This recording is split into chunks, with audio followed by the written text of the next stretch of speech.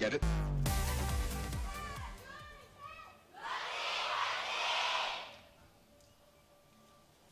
The Rogue fans again silent. Again silent, sadly. Yep. It's not happening this time. Oh, But we at least got one cheer. we did. That is good. Just, it's really difficult to get French fans in South Korea. You know, That's true. It's just, there's not a whole lot of Overwatch fans here from France.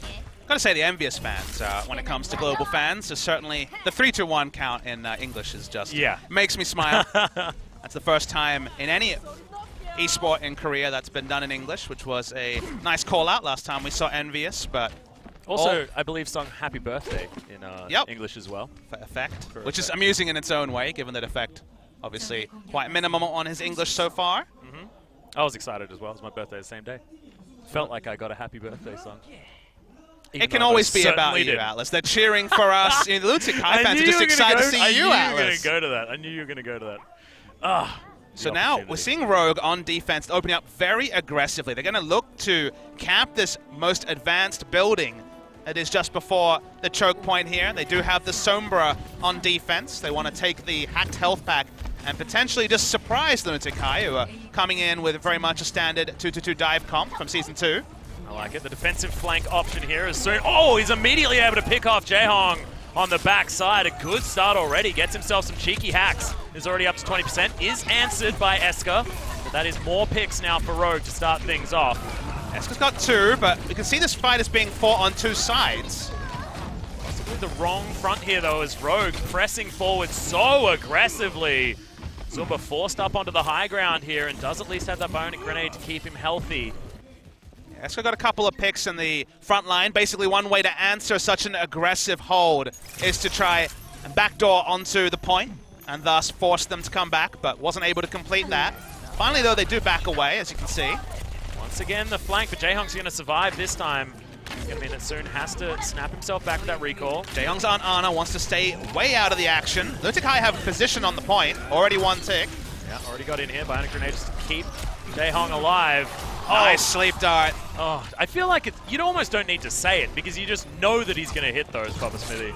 Pulse Bomb not going to find anyone here, and that's going to be Who Are You taking down Unko quite handily. Yeah, Lunatic Kai, Zunba doing his bit. Jaehong exposed on the Zenyatta, instantly swapping onto Ana, and Rogue had to back away. You can't persist with that aggressive of a defense unless you're willing to go full spawn camp, like Envious pre-Season 1 did on King's Row famously, and Lunatic Kai looking for the snowball capture. Hack's going to come in. Yeah, the EMP is actually stopping him from using the Nano Blade, so that's the... And he's taken down immediately. Yeah, Nano Boost wasted and no Nano Blade possible. Really good EMP timing from Soon. Stunning. Miro's had enough. Yeah. He's accepted his fate. He wanted some peanut butter. Thought there was some down the cliff. So Soon opened up on the aggressive Sombra on defense. He's jumping on Tracer now. So Rogue, it's great to see they are varying both game plan and their hero choices. Now the triple DPS defense out of Rogue with a couple of ultimates available at the moment. But no Nano Blade, so very long way away. So let's see if... Nor do they have the sound barrier either. Do they want to go for an eco push here and just... Well, they've killed AKM, so maybe that game plan's out of the window. Yeah, at least for the moment. The sound barrier comes out for Lunatic Kai. Nico's going to be slept and taken down by Zumba there as well. Solo dive onto Jaehong never works. He always hits that sleep dart.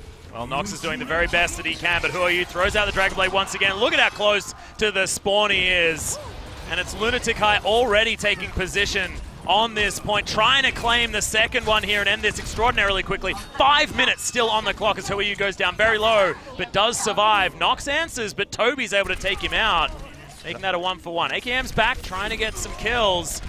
Still 25% away from that tack visor. Yeah, both Genji's getting pretty low value Dragon Blades. Who Are You got chunked out and thus had to leave the point. Winston on the point was basically dead, so had to leave as well.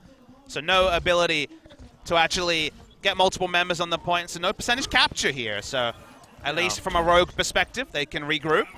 Well, they'll have quad ultimates very, very soon as AKM and Wins both charging up. Attack visor with the nano boost will be available. First pick onto AKM led to the first pick. Trade of kills. Both Tracers go down. Yep, Bionic Grenade does fly out onto Nox. Has to get himself out of there in case he was picked. When you're playing this single tank, it's so important to keep that front line alive. As Miro, he's going to dive in onto the point. Hanging out on the roof here as he jumps down onto AKM, but he's taking so much damage. Attack Visor now available for AKM. We'll see when he decides to throw it down, but right now it's good defensive positioning as HuaYu's going to get slept off the back end. And that's going to be the Attack Visor thrown out with that nano boost. But Lunatic Kai say, well, see you later. We'll do our best to get the heck out of here, and with 2 picks now down, they're just going to regroup. But after the Sleep Dart went down, was it necessary to invest both the nano boost and the Attack Visor? Because already we saw Lunatic High were leaving the point, so double ultimate investment, probably unnecessary. Great to see Unko hitting the Sleep Dart there. Yep. Notable that he's not on the Zenyatta. It was teams forcing him onto things like Mercy, where Rogue first looked weak and vulnerable in this tournament, so hitting that Sleep Dart probably did a world of good for his confidence. Well, we'll see whether he can keep it up here because they have to hold for another 3.5 minutes. Nico does have that Dragon Blade still available. Primal Rage is there as well. And you're right, only 40% on that particular ability. Dragon Blade does come in and he gets the first pick. The reset onto Eska, and he's still trying to cut them down. Sound Barrier is doing a great job to try and stop him, but he isn't going to get taken, and Soon's going to be able to take down that mech. That is so important to stop the defense from Lunatic High. An extra couple of kills, so Rogue once again staving off Lunatic High. And I want to mention that that is a successful Dragon Blade. They took out a support ultimate off the point and also got a pick. So the fact that he wasn't getting multiple kills was not the objective. Many times you pop that Dragon Blade just to pick up support ultimates and slow down a potential push from Lunatic High. Well, they're diving very, very far in, and Rogue are actually going to be able to get 3 kills once again, stopping Lunatic High from regathering themselves. That is huge. So triple DPS finally being run from Rogue. We already mentioned during the pre-game that they've largely been playing standard 2-2-2 with Nico on the D.Va. Finally, as Genji's showing some good stripes, and Lunatic High have adjusted. Zunba's going to be jumping on the Roadhog. One of the big criticisms for Lunatic High, and that was admittedly in Season 2 where they went on to be champions, so how big a criticism can it be, was their lack of Roadhog player, and it is Zunba flexing onto it this time. Let's see whether this is going to be a little bit more successful. Sleep Dart hits onto AKM. Not going to be too much gain from it just yet, as Lunatic High is able to then finally grab a couple of kills, but they've invested a lot of ultimates into it. Transcendence comes out to try and defend, but Wins maybe a little bit late on that one, as Nox is still going to die. And Wins is going to lose his life as well. Lunatic High pack onto the point. Are they going to get the respawns out in time, though? This is so close, and it's looking like it is. So Lunatic High take the second point and make it very difficult now for Rogue to stay alive. Big plays from the supports. Predictably, another long-range Sleep Dart from Jaehong. Catches AKM with a great position, trying to watch the camp. But of course, jumped in, instantly killed a support and also AKM. And then on the point, Toby gatekeeping with the boop, which actually killed AKM embarrassingly, but more importantly, kept them from the reinforcements from getting on to contest. So decent time bank without being overwhelming for Lunatic High, and see a bit of sideways glances from Rogue. They still have a chance. A minute 39 is a small time bank. We have seen, what was it, 6-minute 40 time banks on Hanamura this season. So again, not out of the realm of possibility. Rogue showed us a cool strategy with a very aggressive defense with the Sombra. Let's see what their attack strategy is, because they're going to need to show us something special. They certainly are. Lunatic High did a fantastic job capping that first point very, very quickly. So Rogue's defense was admirable. And with that time bank of only 140, like you mentioned, I mean, this is nothing that's insurmountable, but they still need to cap the second point. Lunatic High just need to try and turtle up as best they can. We know that their counter dive, incredibly good. Do they have anything else planned here for defense on Hanamura? We'll see whether something new is going to fly through. And once again on the Ana. And their scouting, of course, is very easy. You know, they have a very good idea of what they expect Rogue to be running on the map. Everyone right now, at least, and of course still plenty of time, 25 seconds, is on their standard meta picks. We'll see if Rogue do change things up, but so far this tournament the answer's been no. Yeah. Plenty of fans here, and some interested fans also watching on to see if Lunatic High can finally push on. Interestingly enough, Papa Smithy, HuaYu has flexed onto the Tracer. It's going to be Eska picking up the Assaulter this time around. Yeah. Ana and Tracer added to his hero pool. And his Ana look good, Papa Smithy? Opening from Rogue is their very standard triple DPS they made their name with. They are going to just steamroll this point up to the left side. They get to the high ground, but they really only have eyes for getting towards the point very, very early on. Yeah, they want to dive a single person. So far, great kite back from Lunatic Kai, so no one's been caught out yet. Yu going very aggressive, and that dash is going to get him back there. AKM's going to be slept on the back end. How does Jaehyung hit these? Right through. Soon dancing around, but Esker's Miro's really low. Miro does die first. That's their only tank next to the D.Va down. It's only going to be Unko traded as well, as Lunatic Kai do make it a 2-for-1.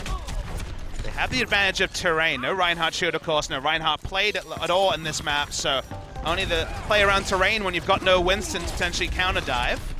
So success from Lunatic Kai. First push not successful. Yeah, Nico wants to throw out that reflect. The eco push though, all three of the DPS at 75% charge or more. Yeah, Wynn's almost having that sound barrier here as well on the side of Rogue. Nice so double from Who Are You? Yeah, wow, big pop. Lunatic Kai, yeah, okay. Rogue just going to throw themselves into reset mode. And Who Are You? Showing off, showing his flexibility. Everyone's spinning. Lunatic Kai players spinning around in celebration. Rogue fans spinning around. When it comes to damage control, it'll be very interesting in retrospect to talk about Rogue's impact on this tournament, given they might go out in groups but still shape it with their innovation with triple DPS. Yeah, and I mean, it's a story of the group draw being pretty difficult when you're talking about Rogue's chances. Thanks, OGN. Not how that works. The stick's going to come in. That's the double kill from Soon onto Jaehyung and Esker. This could be the opportunity. They throw down the sound barrier trying to consolidate this, but Unko still falls. They do gain some control. First tick's going to come in. Lunatic Kai will see whether they want to invest into trying to hold on to this one, but I don't think it's a great idea as Who Are You's going to fall. Nico grabs Miro at the same time, and Rogue are going to be able to grab this, and they didn't even need to use all of the ultimates that they had saved up. But Lunatic Kai coming back in means they're going to be at least a little bit slower to get the formation on the second point.